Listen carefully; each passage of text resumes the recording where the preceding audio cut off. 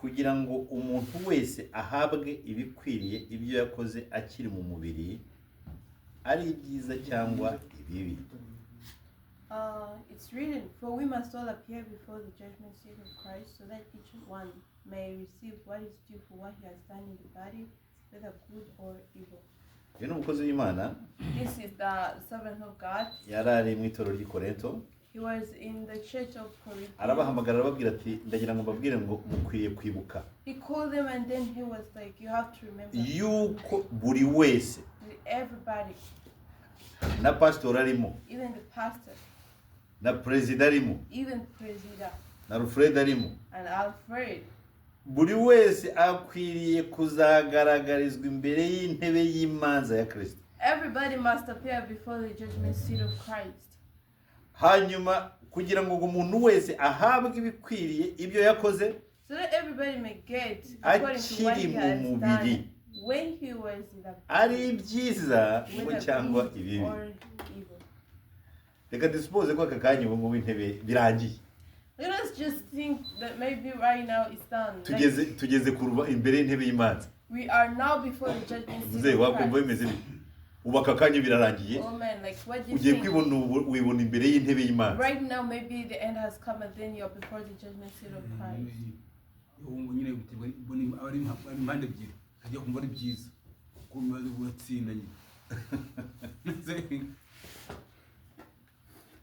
Mu by'ukuri, in fact, uramutse umenye kuzajya mu rubanza, when you know that you'll be in judgment, kandi ukamenye kuzatsindwa, and then you know that you'll be defeated, like what will you do right now? Uzi kuzajya mu rubanza kandi you know that ugatsindwa. you'll be in judgment and then Ute?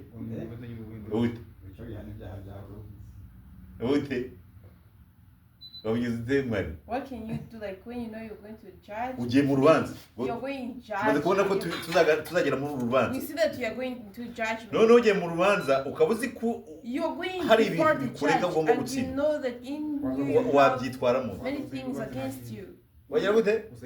Wasaba imbabazi hakiri kare. You will ask for forgiveness. Wagenda ugatangira ukavuga uti nyamuneka. You first go and be Mbabarira like, vraiment ko oh, nitugera hariya mu rubanza. I'm so sorry because when I go into the court, mbabarira. like before that. Ubu rero kubera ko tumenye ko hari igihe tuzahagarara imbere y'intebe Now y'Imana. that we know that we are going to stand before the judge, Buri wese akabazwa ibyo yakoze akiri mu muntu. everybody will be asked what he has Ndetse done. arongera arabivuga ati byaba ibyiza And he byaba will say n'ibibi. again that whether good or bad, Mbere yuko biba ikidukwiriye n'iki? before Nuko this dusaba thing imbabazi. comes, we have to ask for forgiveness. Dukwiriye gusaba imbabazi abo twagiye We dukora have to ask amakosa. for forgiveness from those that we have Dukwiriye gusaba wronged. imbabazi Imana We have to ask for forgiveness from God. kugira ngo ya ntebe nituyiza kwigeraho. So that when we reach before the Tubizi seat niba of dushobora Christ, kuba mu kanya cyangwa ejo. maybe tomorrow, maybe in time to No, come, we don't know. tuzahagere So we can twitunganyije. reach when we are well. Wakwibaza utari ko se ubu bazambaza iki? You'll be asking yourself, Ngeze maybe, kuri iyi what ntebe. will they ask me when I go before the seat of Christ? Cyane turabona bashobora kubaza iki? What do you think, Janet, they can ask you?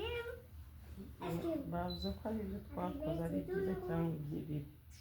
Nyine navuze ngo wowe So, ushobora kubona bakubaza For nk'iki? you, like personally, what do you think they will ask you, or they can ask you? umuntu akora buri munsi. Kuki ubijyana ku muntu si ibyo Like nkora? you exactly. Kuki uvuga umuntu kandi nawe ndimo kubaza ibyo nkora buri munsi?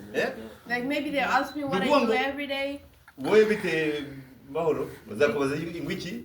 Beni, what would they ask you? Ibyo ukora Like what you do, like what you do. ibyo ukora ntabwo ari iby'abandi bakora ni ibyo ukora buri Not munsi. what other people do, but what you Ngo yourself do. byaba ari ibyiza Whether cyangwa ari good ibibi or evil. aba ari kwa hahandi. Those who are Buriya hari hano bajya abazungu Here, bajya like- badukora utuntu dukaze cyane the whites, like bagakubita tukamera hari maybe they ahantu put kazi some cameras in some corner, noneho igihe bashakiye and in any time they want, bakagafungura they open it, bagafungura ukabona ibintu and byose. then they start seeing everything. Mu minsi yashize hari umuhungu In wagize some days ingorane back, some- agonga ipoto Some boy got like he knocked. some ariko wall. agonze ipoto agiye kubona abantu wari umuri iruhande He saw that the person next amwoherereje rikodi y'ukuntu byagenze byose. was They gave him the record of whatever had ni done. ka kamera It is the camera that abantu benshi cyane had mu taken mamodoka that. yabo baba bafite amakamera Very many people have those agenda cameras. kontorora ibintu byose Like bibera to go iruhande control and noneho rero haba hagize bakasida cyangwa iki if anything agahita goes kanda wrong, so they agahita kohereza record have the report, they have everything. niba aba bazungu bashobora gukora utuntu twari If tuma these record whites can do these things, uwabahaye kubaho we yakora record the one who zimeze have given them to be there,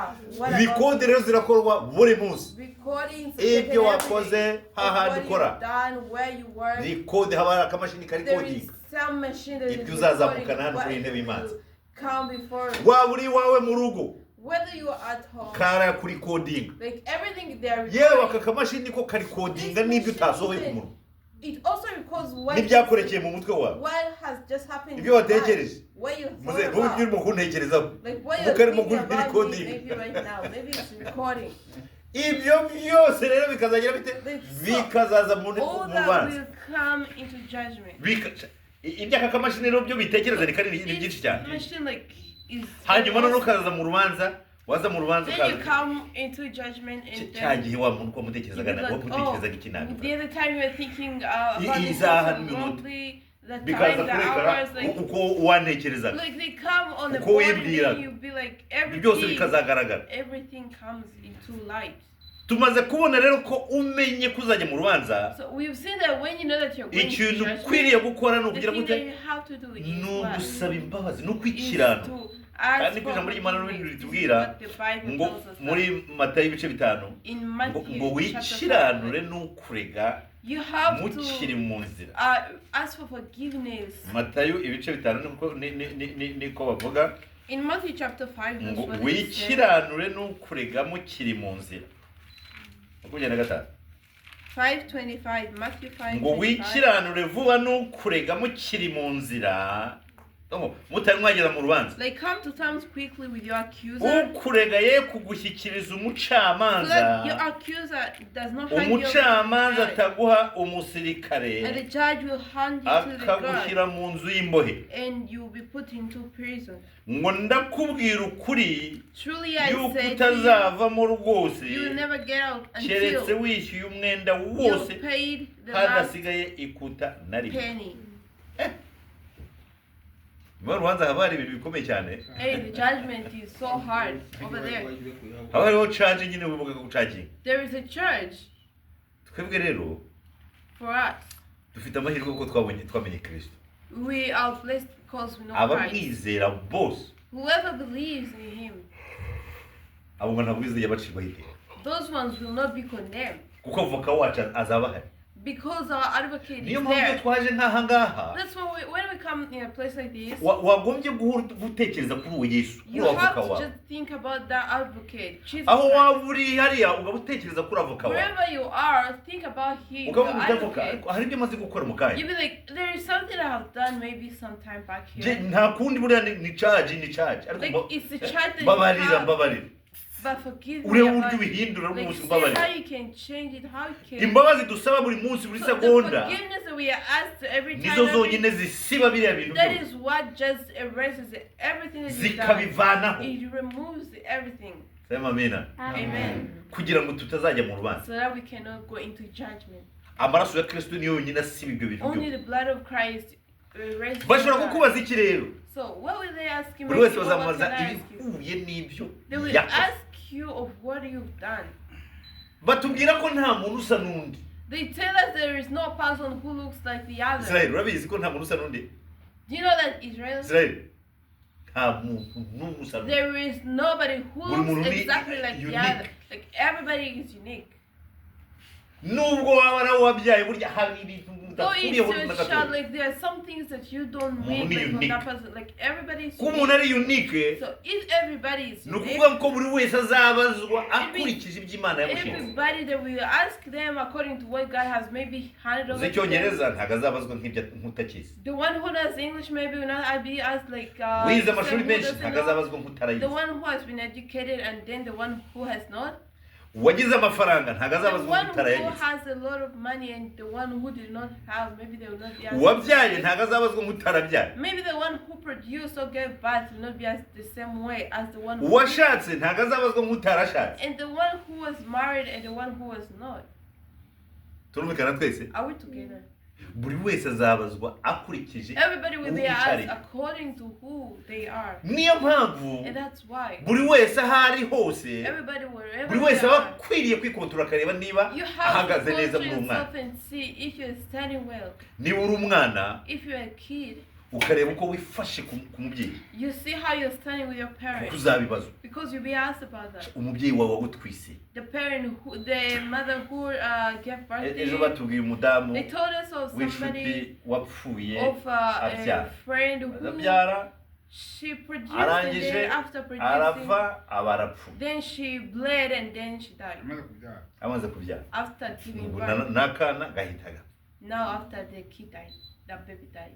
bombi barapfuye. All of them died at the same time. Urabyumva? Like, do you Azize iki? Azize Why? umubyeyi wagutwise The mother that produced you, she was akaba ari pregnant. kuri risike y'uko yapfa kubera She wowe, was on the risk maybe of dying because of you. akamena amaraso nawe kubera wowe. She also bled just because she was Uzabazwa nyine kuri iyi ntebe You'll be y'imanza, asked wowe on wakoze this iki? judgment seat, like for you, Wowe what did you wamenyaga do? n'iki kugira ngo For you, like what blood did you kugira ngo nawe shed that- so nawe that umwereke maybe- ko nibura so wishyuye you fagitire. can show her that maybe you have also paid something. Ubushize nababwiye ko ba I papa bo told you, like for the Imana ntabwo father yageneye kugira ngo babike For them, they batwite were not batwite meant to batwite be- mu nda. pregnant. Himbaza navuze ko batwite he? I told you that they become pregnant where? Donc mu bwonko. In the brain. For them, they become like pregnant in the Donc brain. umwana aba amutwise mu bwonko. For him, he's like Yibaza, pregnant uyu in the mubyeyi brain. nabyara Oh, azakora my iki? wife, when she gives birth, maybe what will Uyu happen mwana next? azambara iki? That this kid, why will he Uyu wear? mwana ziga Maybe how school will, fees zizava he? where will the tuition come from? Uyu mwana azubaka urugo ate? Maybe my kid, how will we get married or Burya umubyeyi ashobora gutwita amezi 9 gusa, the mother umugore. may be pregnant like ariko for 9 umugabo months burya only. atwita amezi arenga ijana, imyaka nyine imyaka n'imyaka, But maybe the man for him he becomes pregnant kuko aba ahora over atwise every mpaka many umugabo years. ageze he abona ko umwana ageze iwe. Because the man becomes like Ati pregnant, ngaho he's shana, worried wana, until maybe the kid goes into his own home. ari wandeze nanjye There ariko is one- birambabaza cyane. There was one who also like reported me Hanyuma ku munota wa nyuma amaze gushaka on the last Kuri uwo time, munsi. like when the person had gone into his home. aravuga ati rero ati Imana nishaka isezerere umugaragu wayo, And then the person was like, ati kuko uwo nari ntwite ndamubyara. he was like, Ubwo avugaga njyewe ati ewa ndakirangije. that maybe he was like, I'm done. Urumva ko kuva kera agivuka Like when the person was born, kugeza ku munota wa nyuma nkimara kwimariya mvuze ngo ndamwemeye, until this person was married and he was yari like, amfite hehe mu mutwe, like that person had me in his brain. Like, yari until amfite mu then, mutwe until anwise, he was like pregnant of me. kugeza ku munota wa nyuma avuga ati Until the ewa last ati noneho moment n'Imana he said, nisezerere Like umurwayi. if God wanted him to take me Byarababaje out kuko nyine now. yahise imusezerera, But it nta was nta upset cyumweru because the cyashize person died imodoka like, iramukubise like just arapfuye for arigenda. 1 week the person died for Ariko it. byibura muri we yumvaga But at least icyo yagombaga gukora he yakirangije, had in him like what he yakirangije. like he had in him like his Urumva mission ndi was umusore done. ndagenda, Like as a youth for me, I was born in mfite Hawaii. amapikipiki mfite amafaranga I have narize, money, I have ariko my aracyafite but hehe the mu person mutwe. still thinks about me like he's pregnant of me. His mom. Yemwe mwubahe ababyeyi banyu bombi, You obey both of mwubahe your parents. abamama, mwubahe abapapa. Obey your dads, obey your moms. Natwe abagabo rero And then for the dukwiriye kubaha cyangwa se For the dukwiriye husbands. gukunda abagore bacu. you have to love, you have to care for your wife. Bibiliya rero iratubwira ngo ni inzabya zoroshye, The Bible tells us that they are Fragile. like fragile. donc baroroshye cyane. Like they are so Ushobora gucira hasi fragile. wacira hasi ewana You may speak on again this akabitekereza person imyaka thinks itandatu, about it for 6 imyaka years. itandatu baroroshye cyane. Like they're so fragile.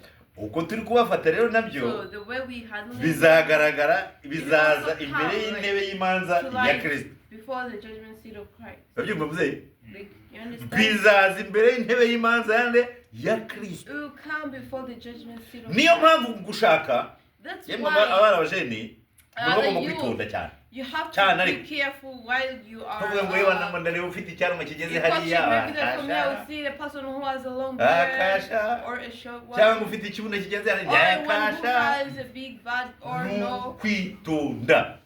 You have to be so careful.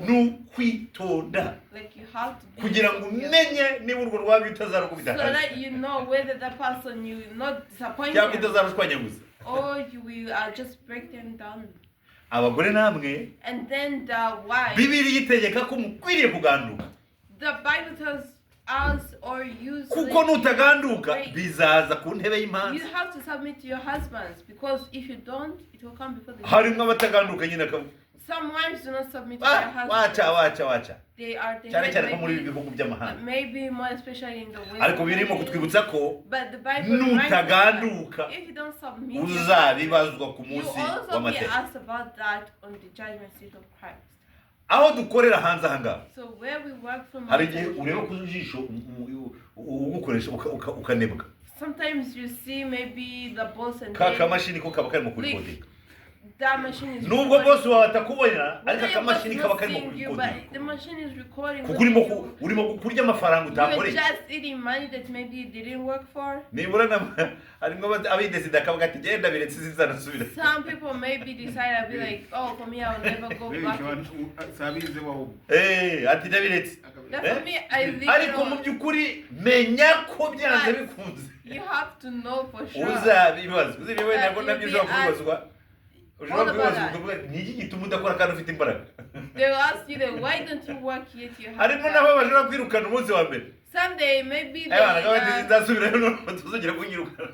Somebody Rero they- ngo anyirukana gatandatu. for me, whether you chase me away like for 6 times or Ijambo more. rya kabiri So the second iri one, ryari mu kudukangura ngo tubwire ko this one nyamuneka was hari waking us igihe up so that they tell us that tuzahagana imbere y'intebe y'imanza dukwiriye rero kwikiranwa hakiri kare.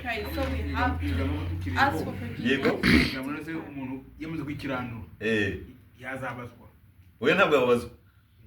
Warangije kwikiranwa So nyine after you have ubwo waba wabariwe byarangiye nyine nta after you have kikoze. repented, you cannot be asked again on that. Yesaya ibice 5 Isaiah chapter 5, umurongo wa 3 verse 3. naho hari amagambo meza cyane There's also some good words over there. agaragaza urukundo Imana idukunda. We choose the love that Jesus Ntabwo wari urimo Christ kuvuga loves. ababyeyi bakunda abana Like the one I told you that parents cyangwa love their urwo kids. abagore bakunda abagabo. All the women love their husbands. Burya abagore bakunda abagabo Gaspar. Like, Abagore burya icyo yakorera cyose. like women love Ubu their abagore husbands. bakunda Like abagabo byasize. whatever they can Donc do for ni you, ibintu biri mu maraso. it's just in their maybe blood, Sibyo Janet? isn't it? Janet?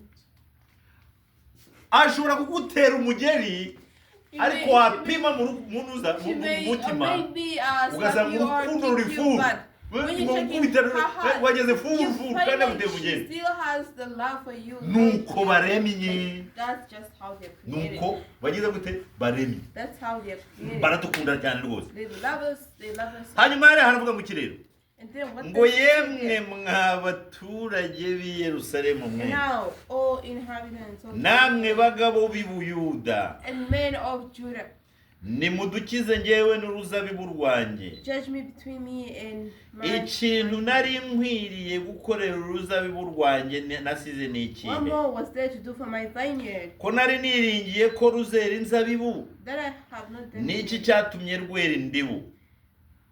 When I looked for it to yield grapes, Gatanu. why did it yield wild grapes? Noneho rero reka mbabwire ibyo ngiye kurukorera. And now I'll tell you what I will do to my vineyard. Nzasenya uruzitiro rwarwo I maze will rwonwe, remove its hedge. nsenye n'inkike yarwo runyukanyukwe, I'll break down its walls. It shall kandi be trampled down, nzarurimbura. Imana and I will idufashe. make it a waste. Uru rero ni uruzabibu dusomye ahatangira When we read it from where it starts from, ngo urwo ruzabibu ku murongo wa 2 aravuga ngo ararutabirira, donc arahinga on verse 2 they arutabirira, said that he dug it, arurimburamwo he amabuye, cleared it of stone, aruteramo insina he y'umuzabibu planted it y'ubwoko with bwiza choice cyane, vines, arwubakamo inzu y'amatafari ndende And he built a watchtower in the midst of it. acukuramo n'urwina And he put out a nuko vine yiringira by ko it. ruzera inzabibu And he looked for it to yield ariko grapes, rwera indibu but it yielded what yari grapes. yiringiye mu ruzabibu rwe nta kintu atari yakoze vraiment He had done a lot. He had done yiringira everything ko for his vineyard. ruzera ikintu cyiza He cyane believed that it would ariko bring agiye out kubona good grapes. what But now he saw wild grapes were coming out. What? instead. yagerageza wa He was trying, but nothing none came out. ni So iki ntabwo it was like, what didn't I do bantu for my b'imana iyo urebye vineyard? usanga nta kimana itakoze When you see clearly, you see Tujye that God has tubivugeho done dushima. everything. We speak about ukareba it in imana family yaragutoranyije muri activities. za mpunzi ibihumbi You see that bitandatu God has chosen you in the other ikagutuma 600. impurisha Like, and then he vayo wigire pointed, hari ntabwo wize he nawe pointed you wasomye out. ntaki You didn't kagutunga go, intoki iti like, ngwino he ujya just kuze ujya points you kugenda out. mu ndege And he tells you, come, Zenguruka let me amahanga. take you into the plane and you will go around there. yari yiringiye ko inkoni utunzwe He believed that the way he appointed you, uzayitura nawe nawe you ukayitura intoki also yishimye repay inkoni and then yishimye you imana nanjye reka muyiture gushimye God, let me also thank you for what you've done for me. imana nta kintu itagudukoreye bantu b'imana There is nothing that God hasn't iduha done gutwara mu for us. modoka tutarayagira He has given us to drive. Hari umudamu when ejo we bundi didn't wari uri mu have modoka, cars. There's some woman who was in a car. and jewe. It's like, oh, me. duturanye ariko noneho hajya mu modoka ati jensi ngiye ntwara imodoka ni She's like, oh, for me now, these days I have abantu a babonye car. wenda ko ari kwirata Some people ariko maybe ryari they ishimwe saw rikomeye cyane it was pride, but it Kuko was yari a very nyakwigendera big nyine. testimony because she ariko agiye kubona abona atwaye afite imodoka she ye didn't think about it, but now she's in her own ntabwo car. byumvikana She's like, no oh, gutwara this igare is utaragomba unbelievable. kuritwara Because even for a bike, I wouldn't have it by now.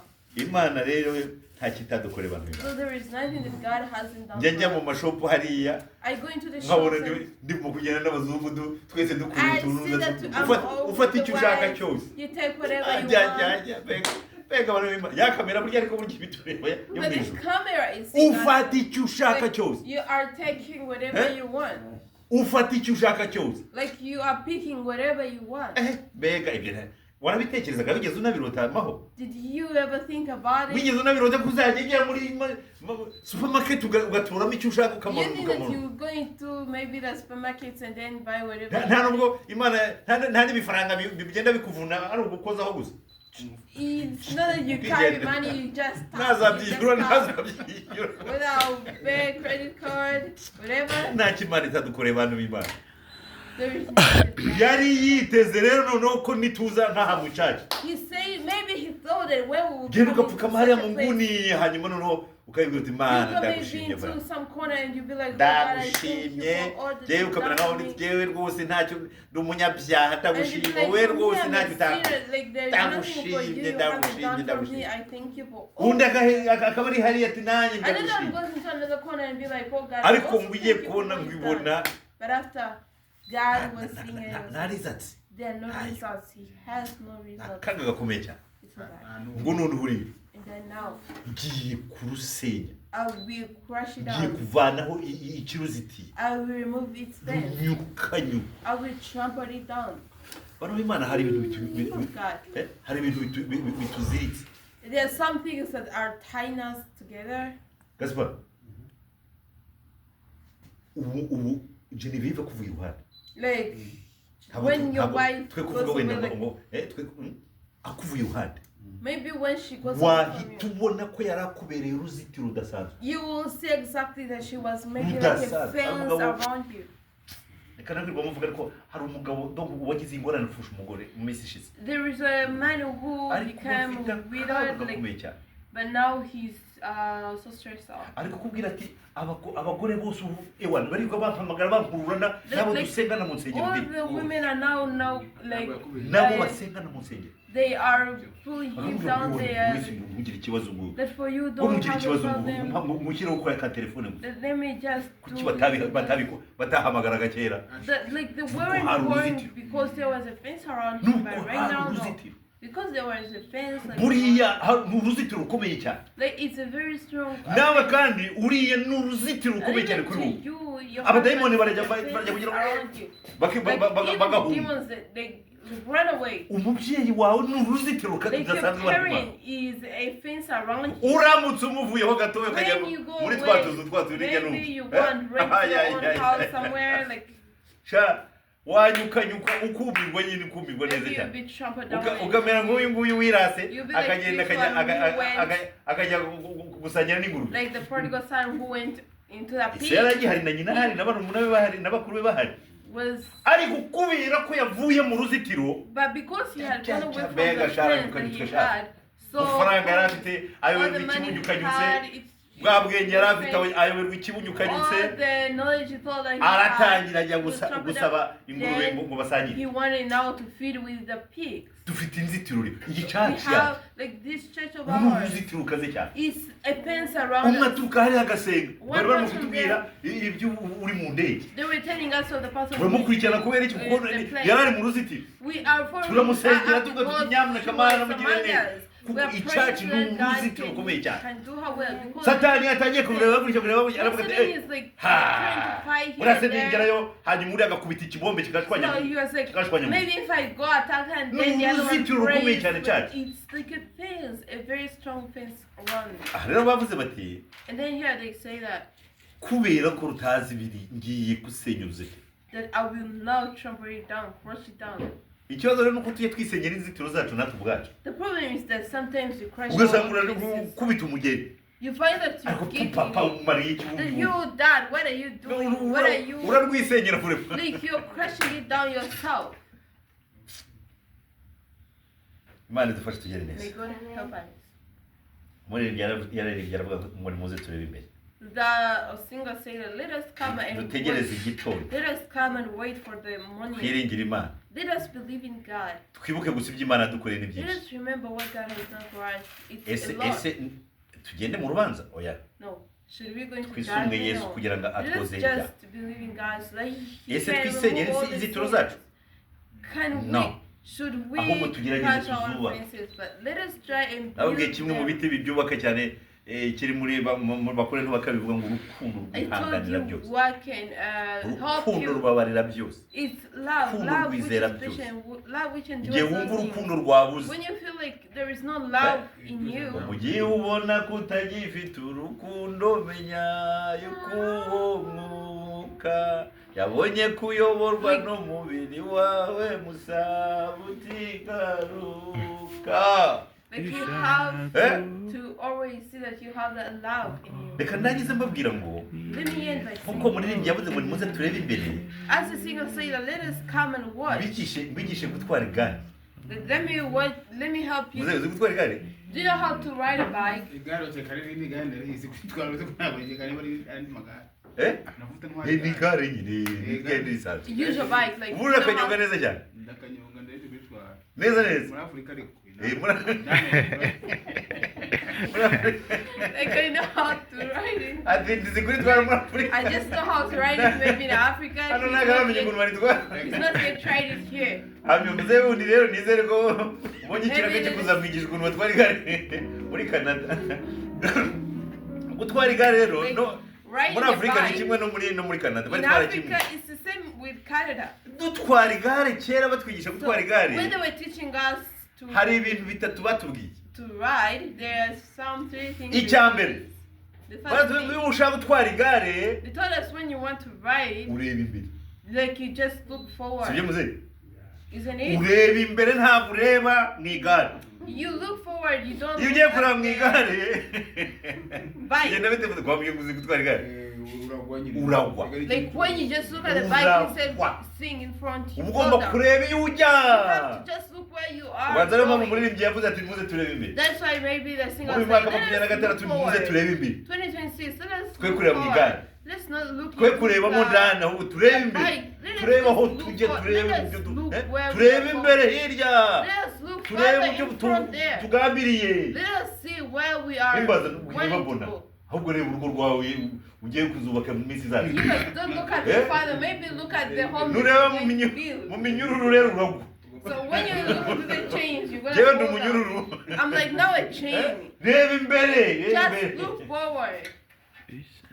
Janet urebe kuzahagara imbere y'intebe y'imanza Look how turebe you're mbona going to stand before mbona the umureka nuri mureba Don't look urangwa at- byanze bikunze like when you look at him, maybe you fall nimuze rero down. turebe imbere kugira ngo Let us dutware igare look forward so that we can take the bike. icya kabiri Then the second thing, ni iki witondera muri Afrika What you like, ni cya kabiri iki yitwara igare the cautions when taking the bike, like when riding. kabiri kwa makina gufata amafiri no kora amafiri reka fira hari icya kabiri urafata Like you hold urafata the handles so well. nigeze nirata rimwe ntwara akagare ntafashe I took it like while not holding. ubwo nari mfashe akaradiyo nari nahembwe So I amafaranga ya mbere gura akaradiyo had my first payment, then I had sinera kandi kandi nari naguze there's something ndimo else I kwirata had. gusa And I was like, nagiye kubona mbona ntaye mu muferege then I was trying to urafata like you have to hold it. bantu b'Imana nimuze dufate Yes, hold ufate kuri tight. Kristo Just hold tight on Christ. ukomeze ufate ukomeze Continue. wifate ibi binyagari nimuze dufate urafata Just hold tight. kuko iyo ufashe Because when you hold igihe cyo tight, gufata feri uragifata when the time comes for the brakes, you hold them. stop You stop. stopping kuna nigiye gukora ibintu You be bitagimeze like, oh, neza I was not gonna do something Fata feri. right. Then you take the brakes. kuko urugiye gukora ibintu bitameze neza kuna nigiye kumusubiza kuna nigiye kumubwira nabi Oh, I was Fata gonna feri. tell them badly, or I was avuga gonna okay do hanga reka something ngende wrong, and then hanga reka nkati here, let me urafata tell you hold tight. twayigara urafata You hold tightly. mahoro yigeze ambwira rimwe barashaka ngo My daughter sometimes told me karakana kari mu gutwara igare ngo buriya muka that little kid. They are buriya riding the karandusha bike. ngo kariya You think for me, ngo muzane bereke like bring for me, then I show yarakiri you. mutoya ariko She was still so young. abona akana kangana na She friend hari saw some little boy also riding so well. akana se She was kagiye like, kandusha for me, I can also do that. twagiye tukarimusabira tukamubwira ati gaho We ngaho brought it to her, and she was like, yagiyeho nta nubwo yabashije guhagarara she couldn't ati even try. ati nuko bimeze Oh, this is how it goes. hari igihe tubireba rero tukagira ngo biroroshye ariko ntabwo Sometimes we byoroshye see it and then we think it's bisaba gufata But you ugakomeza have fata to kuri really Kristo be ugakomeza tight on Christ. hanyuma icyanyuma bisaba kunyonga Again, you have to.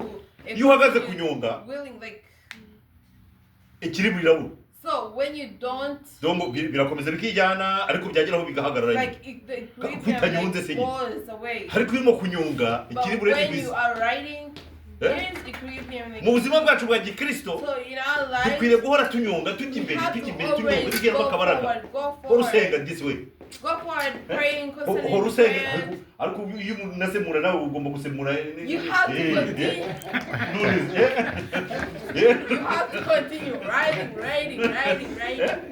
none ni ukuvuga rero ngo duhora tunyonga We sha have to continue. gushyiramo akaruvivi usoma bibiliya sha Reading the Usenga sha. Bible, praying. ukomeza maze igare rikakugeza So aho ugomba that you kugera can reach where you want to bisha reach. imana n'ubane nawe mu To izina the rya yesu blessing of God. ikibayiro ni kibi